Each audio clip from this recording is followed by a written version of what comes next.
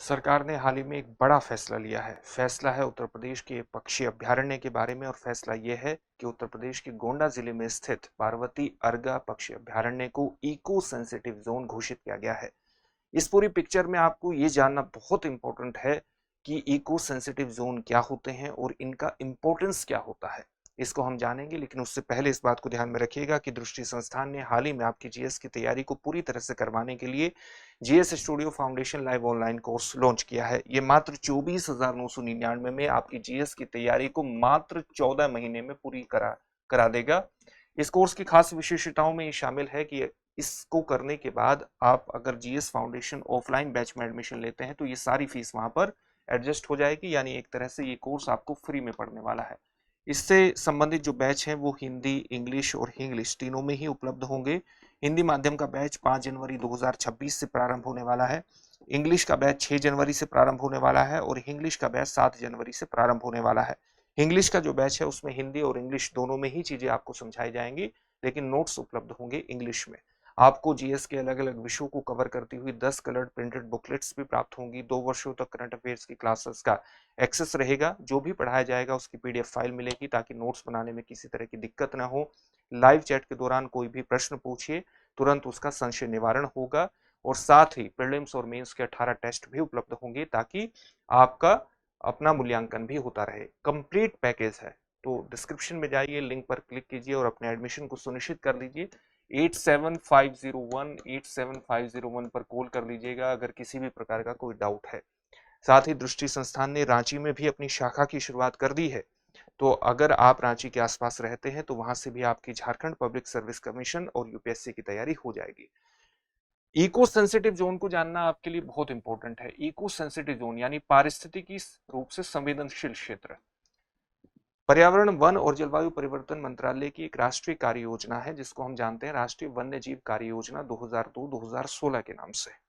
इसके तहत पर्यावरण संरक्षण अधिनियम 1986 के अनुसार कोई भी राज्य सरकार प्रोटेक्टेड एरिया, चाहे वो राष्ट्रीय उद्यान के रूप में है चाहे वन्य जीव अभ्यारण्य के रूप में है, उसके बाहर के 10 किलोमीटर के हिस्से में पड़ने वाली किसी भी भूमि को इको सेंसिटिव जोन घोषित कर सकता है। केंद्र सरकार इस 10 किलोमीटर के दायरे से बाहर जाने वाली भूमि को भी प्रोटेक्टेड इको सेंसिटिव जोन घोषित कर सकता है अगर वो ऐसा समझे तो, पारिस्थितिकी रूप से किसी भी संवेदनशील क्षेत्र के बारे में। यहां पर आपको ये पता होना चाहिए कि कोई भी जो प्रोटेक्टेड एरिया होता है, चाहे वो नेशनल पार्क का हो चाहे वो वन्यजीव अभ्यारण्य का हो, उसका जो सबसे अंदरूनी एरिया होता है जिसमें जैव विविधता बहुत ज्यादा सघन होती है, पौध विविधता होती है, वन्य जीवों की विविधता होती है, उसको हम कोर एरिया या क्रिटिकल हैबिटेट जोन के नाम से जानते हैं। इसके चारों ओर के क्षेत्र को बफर जोन के नाम से जानते हैं।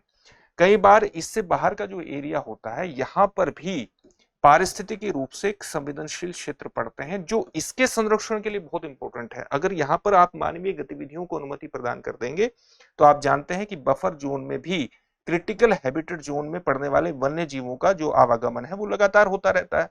तो बफर जोन इंपैक्ट होगा तो वन्य जीव इंपैक्ट होंगे, यानी क्रिटिकल हैबिटेट जोन भी इंपैक्ट होगा। साथ ही जो प्रोटेक्टेड एरिया होता है इसी के आसपास दूसरा प्रोटेक्टेड एरिया भी कई बार होता है और यहाँ पर वन्य जीवों का आवागमन गलियारों के माध्यम से, कॉरिडोर के माध्यम से होता है और ये जीन पूलिंग के लिए बहुत इंपॉर्टेंट है, वन्य जीवों की आनुवंशिक विविधता के लिए बहुत इंपॉर्टेंट है। तो इस एरिया को भी प्रोटेक्टेड करने की आवश्यकता होती है, प्रोटेक्ट करने की आवश्यकता होती है। तो इसलिए सरकार को यह अनुमति प्रदान की जाती है कि यहां पर स्थित किसी भी प्राकृतिक संवेदनशील क्षेत्र को इको सेंसिटिव जोन बना करके वहां कई गतिविधियों की अनुमति नहीं दी जाती है ताकि इस एरिया को प्रोटेक्ट किया जा सके, जैव विविधता का संरक्षण किया जा सके और यहाँ पर इको टूरिज्म के माध्यम से आम जनता में, छात्रों में जागरूकता भी वन्यजीव संरक्षण के प्रति बढ़ाई जा सके। यही इसका उद्देश्य होता है।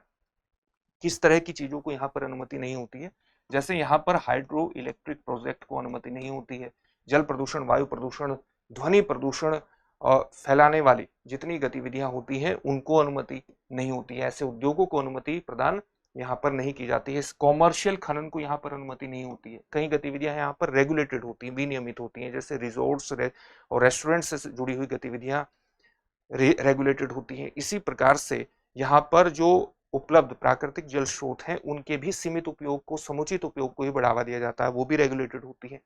कई गतिविधियों को अनुमति होती है, जैसे नेचुरल फार्मिंग को यहाँ पर अनुमति होती है, जो प्राकृतिक खेती और यहाँ पर सामान्य तौर से परंपरागत खेती या बागवानी की जाती है, प्राकृतिक खेती की जाती है, बागवानी की जाती है, उसको भी अनुमति प्रदान की जाती है। ग्रीन टेक्नोलॉजी को यहाँ पर अनुमति होती है, नवीकरणीय ऊर्जा स्रोतों को खड़े करने की अनुमति होती है, यानी ऐसी चीजों को अनुमति होती है जिनका प्राकृतिक जो संसाधन है उन पर किसी तरह का नेगेटिव इम्पैक्ट नहीं होता।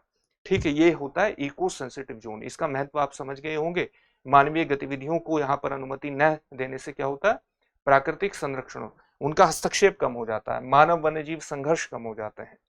साथ ही आप इस क्षेत्र की जैव विविधता को भी बनाए रखने में, क्योंकि आप क्या करते हैं कि एक ये शॉक एब्जॉर्बर के रूप में भी काम करता है, ये जो संवेदनशील क्षेत्र होते हैं, क्योंकि इनको बनाने से बफर जोन और क्रिटिकल हैबिटेट जोन पर जो दबाव है वो कम हो जाता है, क्योंकि ये शॉक एब्जॉर्बर के रूप में काम करते हैं। साथ ही इस क्षेत्र में आप क्या कर सकते हैं कि प्राकृतिक एरिया में ही वन्य जीवों के संरक्षण को बढ़ावा देते हैं, यानी इन सीटू संरक्षण बोलते हैं इसको, इन सीटू कंजर्वेशन बोलते हैं। आपको उसी क्षेत्र में आप वन्य जीवों को संरक्षण बढ़ावा दे रहे हैं जहां पर वो प्राकृतिक रूप से पाए जाते हैं। तो ये इसका इंपॉर्टेंस होता है। किसको वन्य जीव अब इको सेंसिटिव जोन घोषित किया गया है? उत्तर प्रदेश के गोंडा जिले में स्थित पार्वती अर्गा बर्ड सेंचुरी को इको सेंसिटिव जोन घोषित किया गया है। उत्तर प्रदेश के गोंडा जिले में स्थित है। ये गोंडा से लगभग 45 किलोमीटर की दूरी पर स्थित है, अयोध्या से लगभग 22 किलोमीटर की दूरी पर स्थित है। अभी आपको बताया गया था कि इस तरह के इको सेंसिटिव जोन किसी प्रोटेक्टेड एरिया के पास होते हैं। तो ये किस प्रोटेक्टेड एरिया के पास है? निश्चित रूप से किसी न किसी प्रोटेक्टेड एरिया के पास होगा। तो इसके पास है Tikri protected forest. Tikri protected forest, Tikri protected forest से पार्वती अर्गा बर्ड सेंचुरी की जो दूरी है वो मात्र 1 किलोमीटर की है। इसका जो एरिया है वो कितना है? लगभग 12,000 हेक्टेयर का इसका एरिया है, और इसका एरिया है लगभग 1084 हेक्टेयर का। ठीक है, पार्वती और अर्गा क्या है? दो झीलें हैं जो कि रेन फेड हैं, वर्षा जल से ये सिंचित होती हैं, और इनकी कई स्थानों पर गहराई जो है वो 20 मीटर तक आपको मिलेगी। इन दोनों झीलों की जो दूरी है एक दूसरे से वो 1.5 किलोमीटर की है। ठीक है, ये गैंगेटिक प्लेन में पड़ती है। आप जानते हैं जो इंडो गैंगेटिक प्लेन है उसी जलवायु क्षेत्र में पड़ती है। तो यहाँ पर अगर आप देखेंगे कि मानसून के समय में जुलाई से सितंबर के दौरान लगभग 170 सेंटीमीटर के आसपास वर्षा होती है। मई जून में तापमान 45 डिग्री सेल्सियस तक पहुंच जाता है।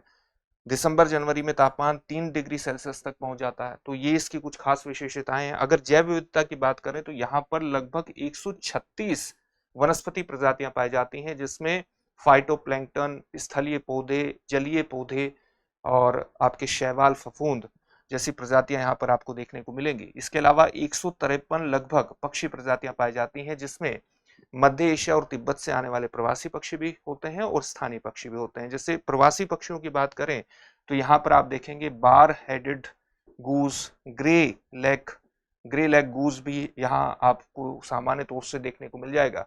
इसके अलावा पिंटेल एक प्रजाति है जिसको हम जानते हैं पिंटेल के नाम से।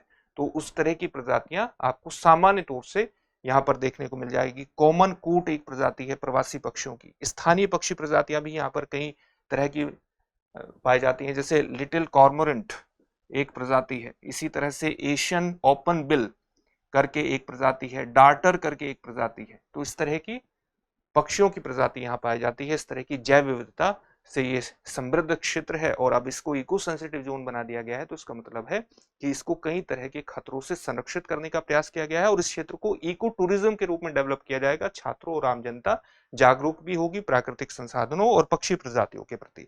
इससे समय आगे बढ़ जाइए। अब आपके लिए एक प्रश्न है, इको सेंसिटिव जोन की अवधारणा किस अधिनियम के अंतर्गत आती है? आपके सामने ऑप्शंस हैं, पर्यावरण संरक्षण अधिनियम 1986, वन संरक्षण अधिनियम 1980, जैव विविधता अधिनियम 2002 या वन्य जीव संरक्षण अधिनियम 1972।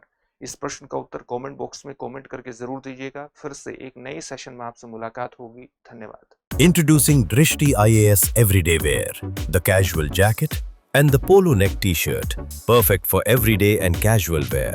Shop now on the Drishti Learning app and Flipkart. Buy link in the description. अब एग्जाम की तैयारी को और बेहतर करने के लिए हमारे चैनल को लाइक, शेयर और सब्सक्राइब करना ना भूलें।